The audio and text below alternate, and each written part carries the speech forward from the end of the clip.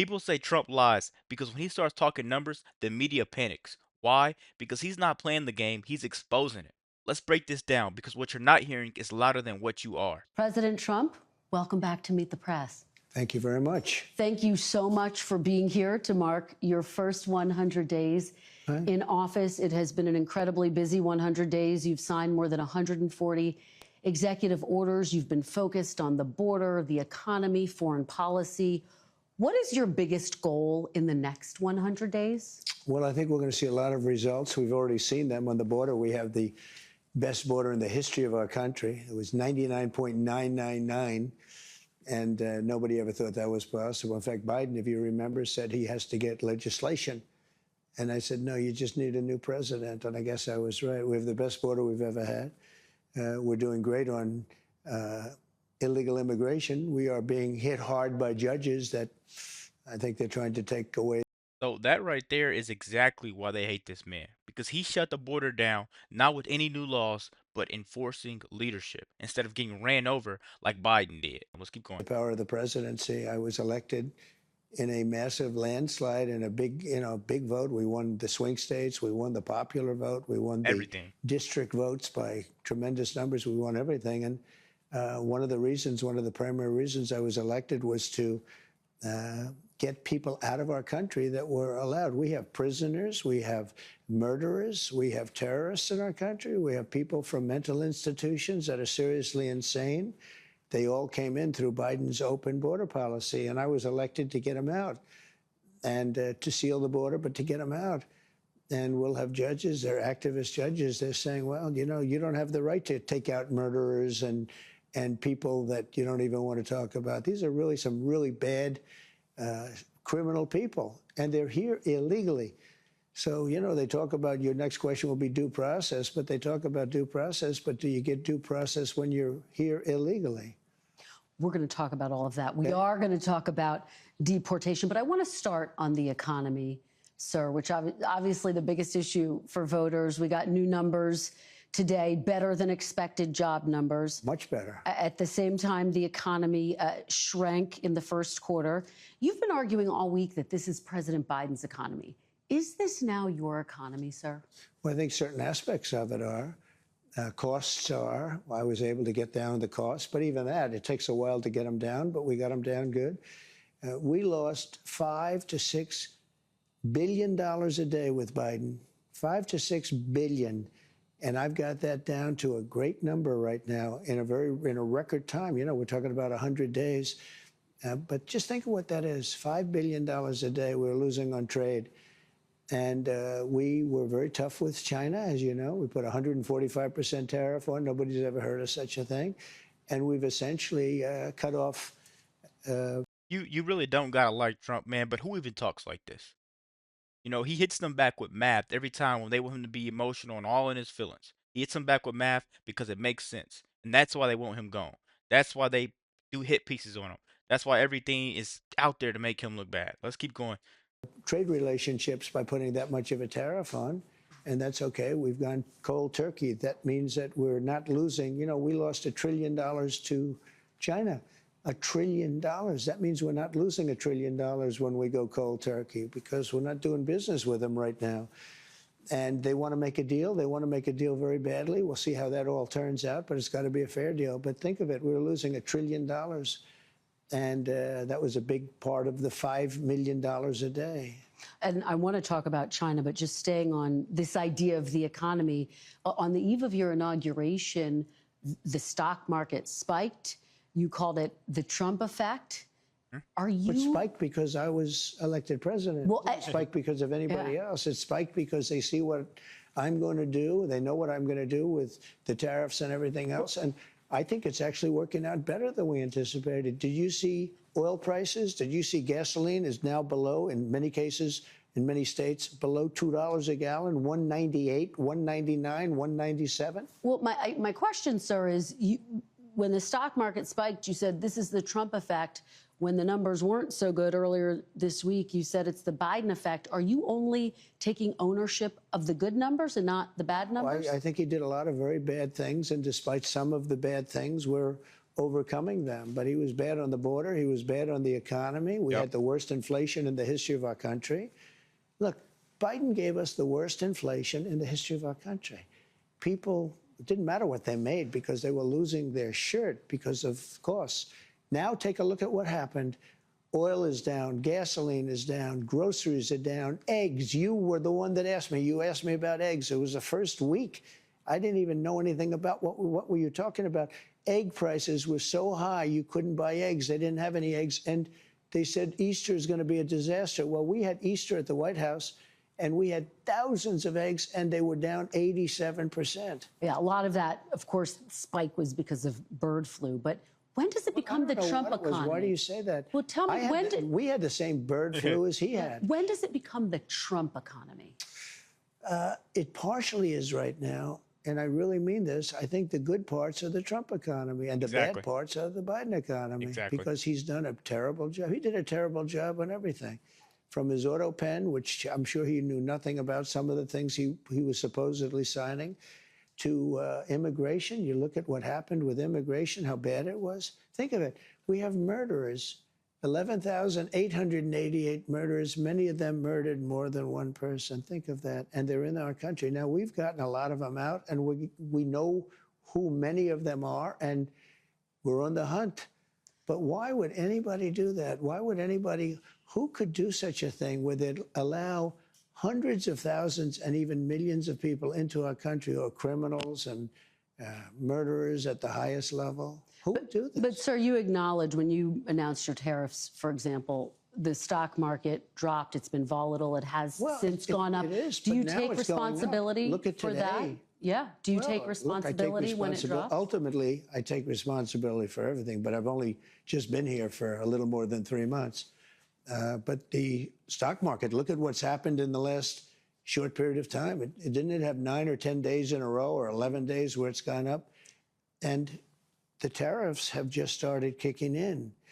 And we're doing really well.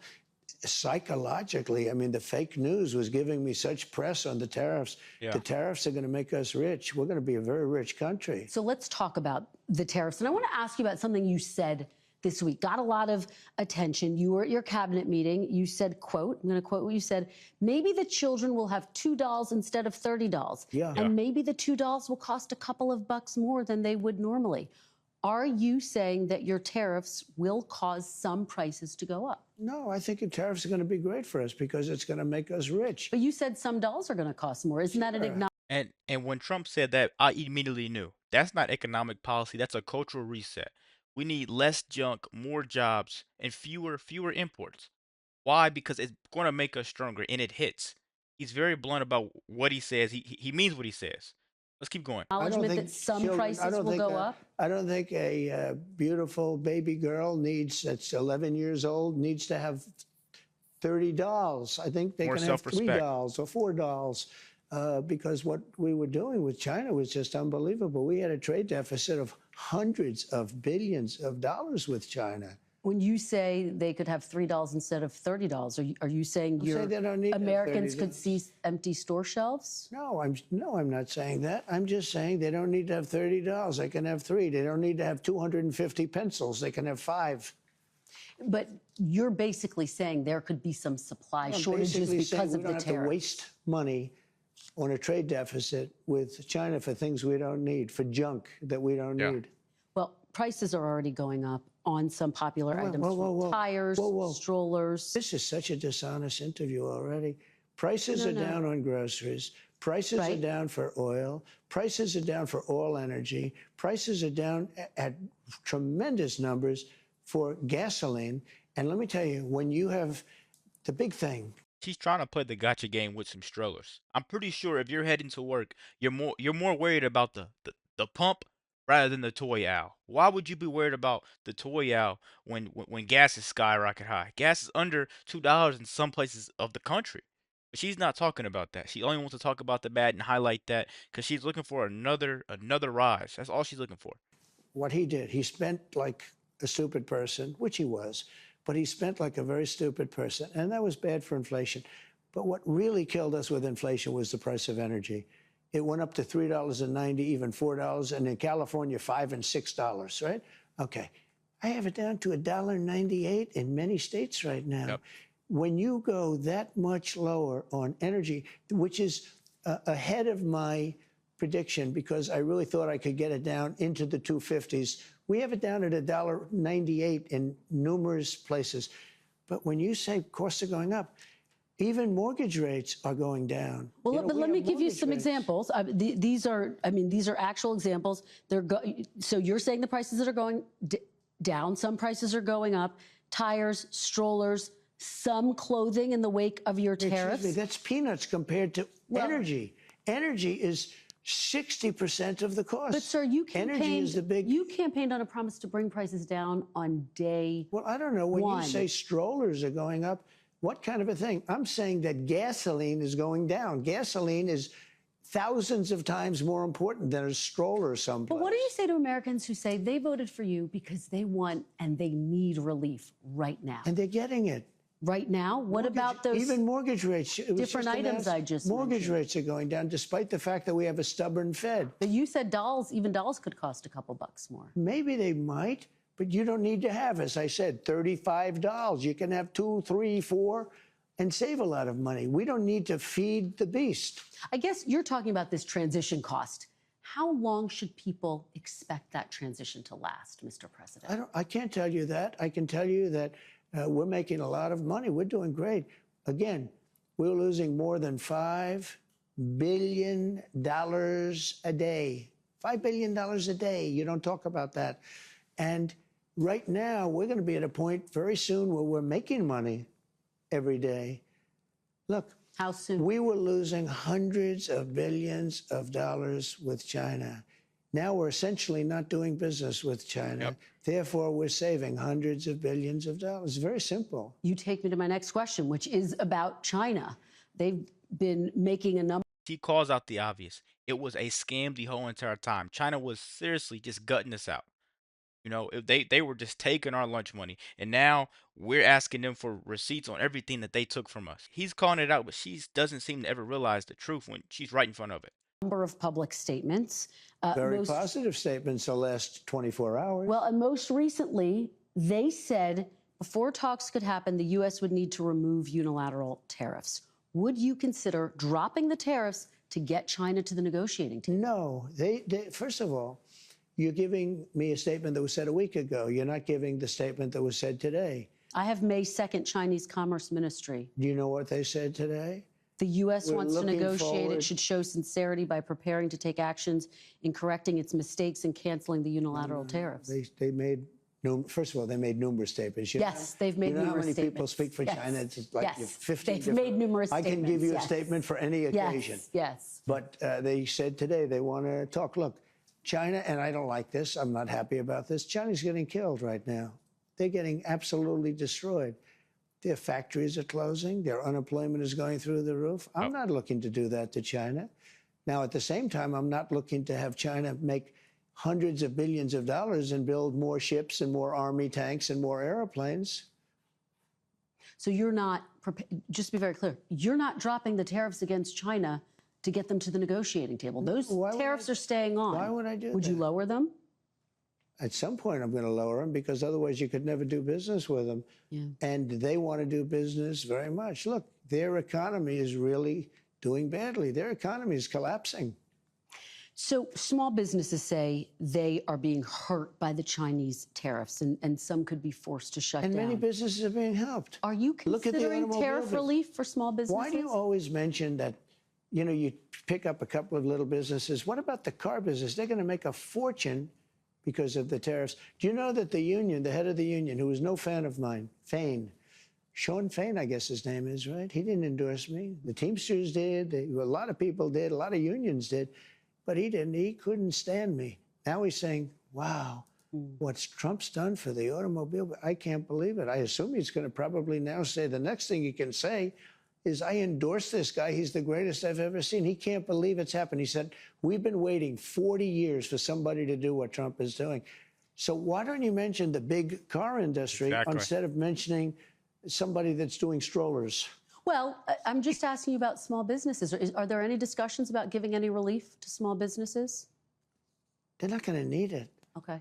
They're going to make so much money. Are these tariffs? If you build your product here. Remember, there are no tariffs if you build your. That literally is the difference between a reporter and a leader. You can't fix a country by just chasing headlines. She wants to be focused on exceptions while he's focused on the entire system. Product here. It's very easy. It's very simple. Are these tariffs permanent, Mr. President? Depends on what you're talking about. Exactly. One of the things that is going to bring and has brought. So I think we probably have close to $9 trillion of investments coming into this country. If you look at other presidents, there's never been anything like that. This is over a period of 2 months. You got to give me a little break on the 1 month because we're 3 months. But Name another let's say president. we had to get started. We had a lot of fake news at the beginning, so we had to beat that down. But so let's say in 2 months. So in just a short period of time, a matter of a couple of months, we have the largest number ever in history invested in the United States and committed. We have between guaranteed spoken for and people that are going to make a decision and announce it pretty soon, close to $9 trillion. We've never had anything close. Now, that's Apple building $500 billion worth. You may not like the guy, you may not like his delivery, but name another president who had $9 trillion coming in rather than going out. At the end of the day, Americans don't want perfect. They want results every time. We're looking for cheaper gas, secure borders, and less foreign dependence. And whether you love him or not, Trump could just simply point at the scoreboard every time because he's always on top. Let me know what you guys think about this quick video. Be sure to like, comment, subscribe if you're new. And as always, let me know what you react to. We're out.